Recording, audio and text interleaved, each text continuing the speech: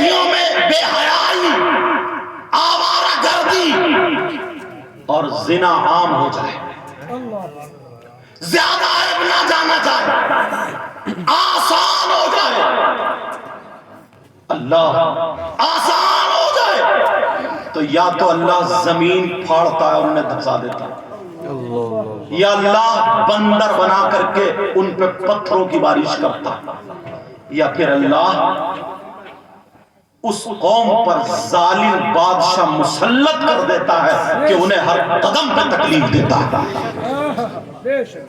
اب خود فیصلہ کرنا ہوگا تمہیں، میرا اشارہ ذرا سوچا تم نے، کبھی غور کیا؟ اگر تم اپنی بیٹی کو اجازت نہیں دیتے بات کرنے کی تو آج یہ ڈپریشن میں نہیں ہوتی، آج یہاں تک نہیں پہنچتا، مگر آسانی سے چھوڑ دیتا، کوئی پرواہ نہیں، کوئی مطلب ہی نہیں، کوئی وجہ ہی نہیں، کچھ نہیں سوچتا۔ پیارو، بڑی مشکل سے دین اور اسلام ہم تک پہنچا، بڑی تکلیفوں سے، بڑی قربانیاں دینا پڑی، ان لوگوں نے اپنے گھر بار چھوڑے تھے۔ تاریخی وقت سن لو اور میری گفتگو ختم۔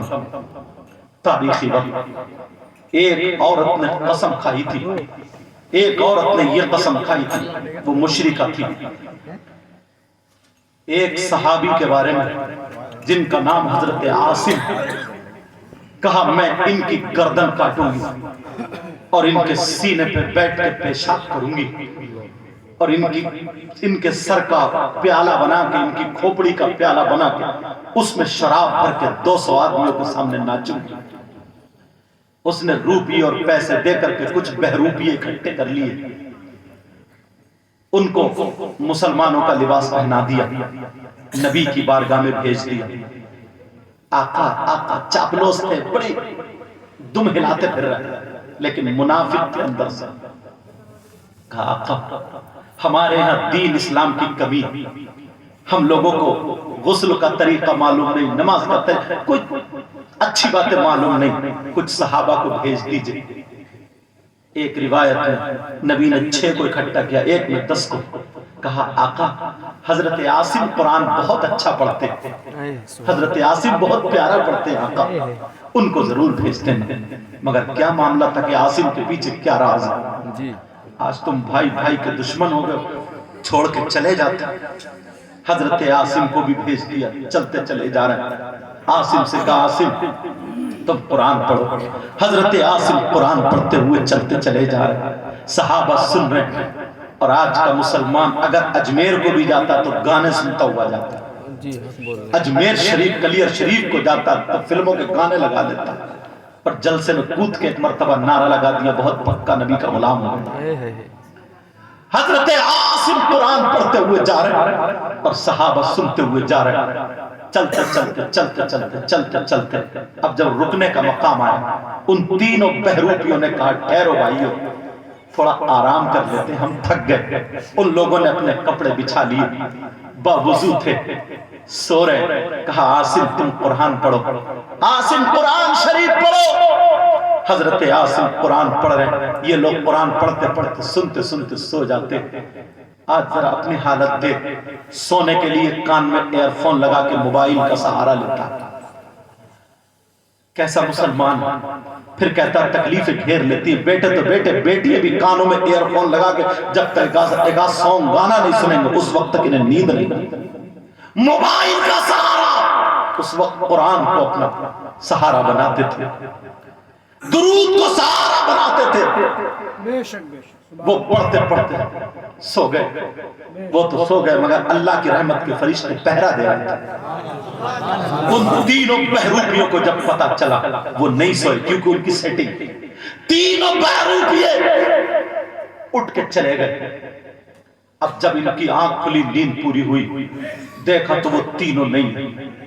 حضرت عاصم اور یہ سب آپس میں بھائی بھائی اٹھے، کہا وہ تینوں کہاں چلے گئے؟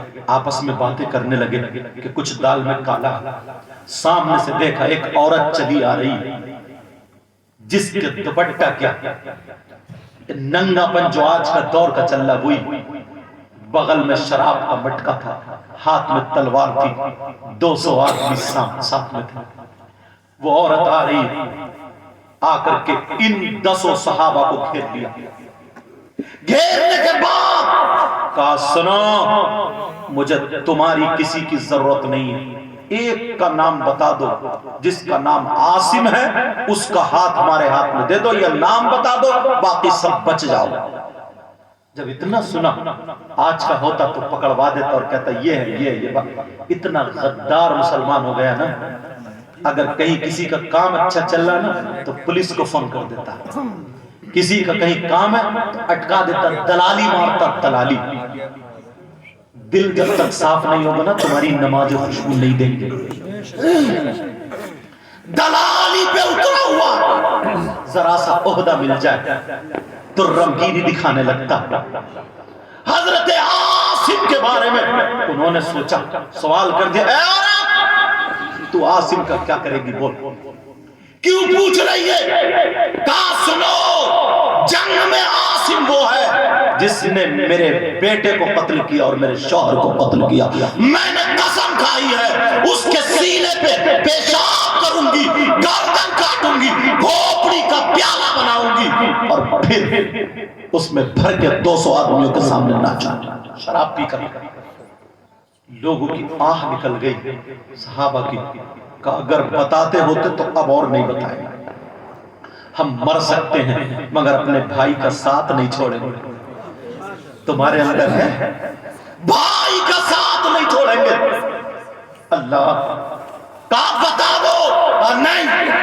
کہا عورت یہ سینہ عاصم کا نا نبی کے سینے سے ٹچ ہوا ہے, پوری دنیا سے ٹکرا سکتے ہیں مگر عاصم کے سینے پہ پیشاب کرنے نہیں دیں گے. وہ جب 10 لوگ کہنے لگے صحابہ سنو, ہم بھی لڑنے میں کم نہیں ہیں, اگر لڑنے آتے ہیں تو تلوار لے کے آتے, مگر ہم قرآن لے کر کے آئے, تلوار نہیں قرآن لے کر کے آئے. 200 تلواریں یہ نہتے. کہا آصف تم قرآن پڑھو, اللہ ادھر قرآن پڑھا جا رہا. انہوں نے جب حملہ کیا 2 صحابیوں کو شہید کرتی, دوسرا حملہ کیا 2 اور شہید ہو گئے. اب حضرت عاصم اکیلے بچتے ہیں, سب شہید ہو گئے. کہا عاصم, 200 آدمیوں نے حضرت عاصم کو گھیر لیا, اکیلے بیچ میں کھڑے, آنکھوں میں آنسو آ گئے.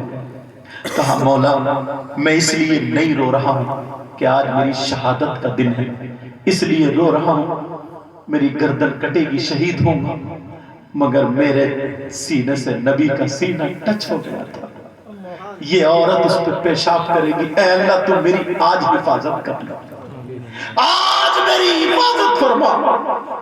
حضرت عاصم کی آنکھوں میں آنسو, لیکن وہ عورت نے حکم دیا حملہ کرو. پھر کہا ٹھہرو, میں اپنے ہاتھوں سے. حضرت عاصم اکیلے 200 آدمی چاروں طرف سے ایسے دین اور اسلام ہم تک پہنچا. اس عورت نے حملہ کیا, حضرت عاصم کا ہاتھ کٹ کے گر جاتا. ایک ہاتھ کسی کی انگلی کٹ جانا تو ہم نے دیکھا دل بدلو ہو جاتے. ایک انگلی کٹنے پر حضرت عاصم کا ہاتھ کٹ گیا. پڑھ رہے ہیں اللہ اکبر اللہ اکبر اللہ اکبر. پھر حملہ کیا, دوسرا ہاتھ کٹ گیا. تم پہ تو ابھی یہ امتحان گزرا بھی نہیں. میرے نبی پوری کائنات کے لیے رحمت بن کے آئے. ظالموں نے نبی پہ پتھر برسا, ظالموں نے نبی نماز کو جاتے تھے راستے میں کانٹے بچھا, نبی سجدے میں اونٹ کی اوجھلی ڈال دی. ایک نے تو یہ چادر کا پھندا بنا کے ایسے کر کے جیسے گلا گھوٹتے نا, ایسے کر کے کھینچ کے اور لے گیا ادھر کو. نبی کی آنکھیں اگل جاتی. یہ تکلیفیں برداشت کیے, تم ابھی سے ٹوٹتے چلے جا رہے ہو. ابھی تکلیفیں آئی کہاں؟ ایسے اسلام آج ساری دنیا جس نبی کا صدقہ کھاتی تھی ان کی جوتیاں خون سے بھر گئی تھی. پوری رات عبادت کرتے تھے, پاؤں میں ورم آ جاتا تھا. بھوکے رہے 3 دن، پیٹ سے پتھر باندھے، صرف اسی لیے تاکہ میرا کوئی امتی اس حال کو پہنچ جائے تو یہ صبر کر لے۔ آقا ہو کر کے بھی تو گئے تھے۔ حضرت عاصم کا دوسرا ہاتھ کٹا، کہہ رہے اللہ اکبر، دونوں ہاتھ گر گئے، کیا کریں؟ زبان سے کہہ رہے مولا میری حفاظت کرنا، مولا میری حفاظت کرنا، مولا حفاظت کرنا۔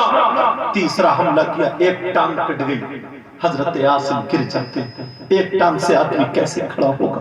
تمہیں معلوم ہے کیسے اسلام ہم تک پہنچا؟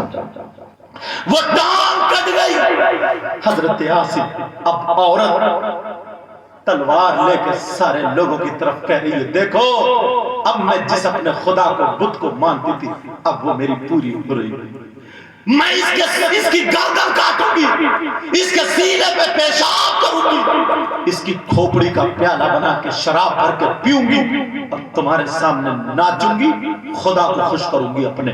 وہ کہہ رہی ہے اللہ، یہ عورت اپنا شراب کا مٹکا دوسرے کو دے دیتی، کہتی عاصم تیار ہو جاؤ۔ حضرت عاصم دل میں کہہ رہے مولا میری حفاظت کرنا، یہ سینہ میرا سینہ نہیں، محبت رسول کا مدینہ، اے اللہ اس کی حفاظت کرنا۔ اور اللہ اکبر کہہ کر کے اشہد ان لا الہ الا اللہ و اشہد ان محمد رسول اللہ کہہ کر کے آنکھوں کو بند کرتے ہیں۔ یہ عورت جب تلوار چلاتی ہے حضرت عاصم کی گردن جسم سے جدا ہو جاتی ہے۔ دو روایتیں ملتی ہیں، ایک روایت تو یہ ہے کہ خون کے قطرے جب پتھروں سے ٹکرائے عاصم کے خون کا فوارہ نکلا، پتھروں سے ٹکرایا، وہ خون کے قطرے اللہ نے شہد کی مکھیاں بنا دی تھی، جسے ہم اور آپ ڈنگارا بولتے ہیں، وہ شہد کی مکھیاں بنا دی تھی اور چاروں طرف شہد کی مکھیاں بن بنانے لگی۔ لوگ پیچھے ہٹ جاتے ہیں، اگر ہاتھ لگایا تو کاٹ لیں گی۔ اس نے کہا ٹھہر جاؤ، آج رات میں ہم یہاں پر یہ شہد کی مکھیاں جب ٹھنڈی ہو جائیں گی پانی سے بہا دیں گے، تبھی ہم اس کے سینے پہ پیشاب کریں گے۔ مگر شہد کی مکھیوں نے اسے گھیر لیا تھا، اور ایک روایت یہ کہتی ہے جب وہ خون کے قطرے نکلے ہوا میں لہرائے تو شہد کی مکھیاں بن گئی، اور ہر مکھی قرآن کی تلاوت کر رہی تھی۔ اب ذرا سنو، جیسے یہ ہوا کوئی نہیں مار سکتا، جس کی حفاظت خود اللہ کرے، جس کی حفاظت مولا کرے۔ شہد کی مکھیاں جب شام کا ٹائم ہوا اللہ نے اتنی بارش فرمائی، میرے نبی ادھر رو رہے تھے، آقا رو رہے تھے، آقا عاصم کا حال بیان کر رہے تھے، اتنی بارش فرمائی، اتنی بارش فرمائی، بارش زیادہ ہو گئی، وہ لوگ پانی کی وجہ سے پہاڑی پہ چڑھ جاتے ہیں اور یہ لاشیں مبارک بہ کر کے مدینے پہنچ جاتے ہیں، اپنے آقا کی بارگاہ میں پہنچ جاتے ہیں، اور جہاں سے پانی بہا تھا وہ دریا آج بھی ہے، اس دریا کا نام بحر عتیق ہے۔ تمہیں کیا معلوم ہے